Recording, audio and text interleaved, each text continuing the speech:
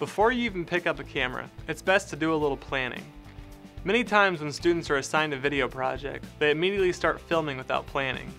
They end up shooting unnecessary footage or not shooting the footage they really need. Now, I recognize that planning the content of your video will be different from project to project based on the needs or requirements of the assignment.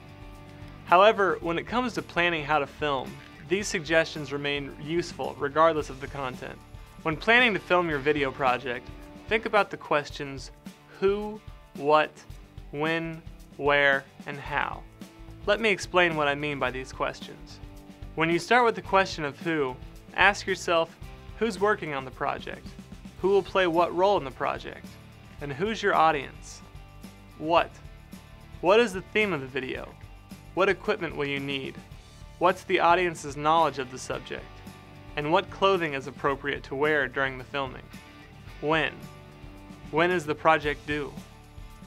Where? Where will you shoot the video? And how? How will you know what to film?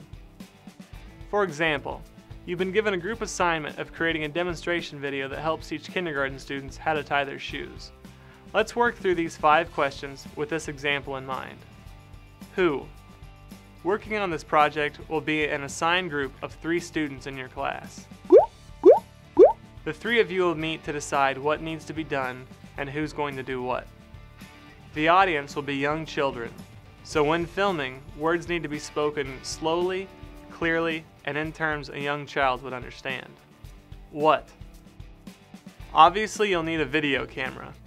Along with that, it'd be nice to have a microphone and a table. A microphone connected to the video camera will pick up the best audio so the speaker can be clearly understood. A table would provide the best surface for the demonstration. First, it brings the demonstration to an adequate height for filming. Second, it provides steady support. Students, faculty, and staff have access to video cameras and microphones through the Gregg Technology Center, also known as the GTC. We'll take a trip down to the GTC a little later in this video series. The overall theme is demonstrating how to tie a shoe.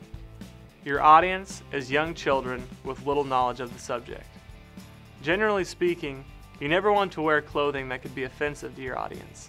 Your clothing should not be the focus of the video, so you may want to stay away from overly flashy or busy clothing that could distract the viewers.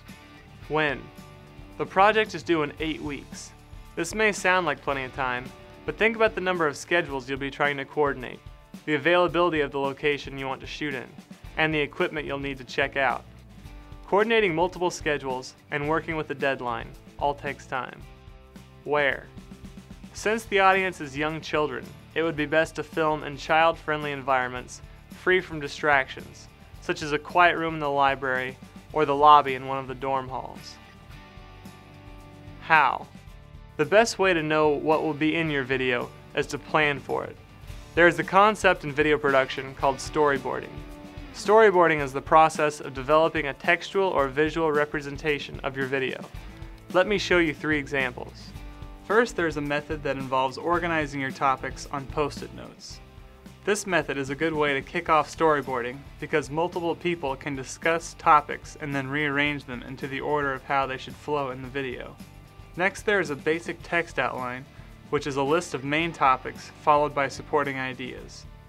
Finally, there could be a visual drawing of each scene like this, which helps you plan your shots prior to filming. Storyboarding is helpful in that it allows you to plan your video more effectively by allowing you to know your shots before you ever even pick up the camera. This prevents wasting time when you go to film your shots and when you edit your footage because you won't have to weed through a bunch of unusable shots. Something that goes hand in hand with storyboarding is scripting. Scripting your shots ensures you get your points across, reduces anxiety of the narrator, and also reduces the number of retakes. Many people don't think planning their video is important and end up spending little to no time doing so. In reality, you should spend more time planning for the video than actually shooting the video. You may have heard of the old saying, measure twice, cut once. The same concept applies in video production. Plan for your shots twice the amount of time you actually spend shooting them.